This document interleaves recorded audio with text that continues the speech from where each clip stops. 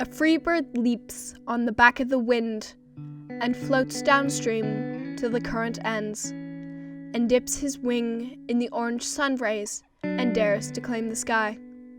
But a bird that stalks down his narrow cage can seldom see through his bars of rage. His wings are clipped and his feet are tied, so he opens his throat to sing.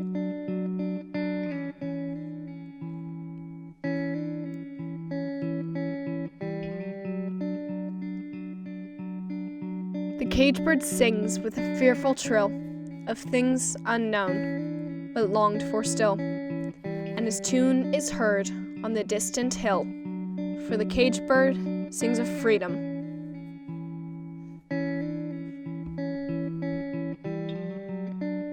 The free bird thinks of another breeze, and the trade wind soft through the sighing trees, and the fat worms waiting on a dawn-bright lawn, and he names the sky his own.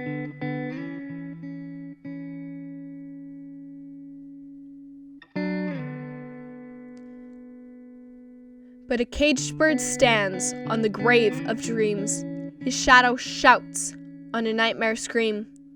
His wings are clipped and his feet are tied, so he opens his throat to sing.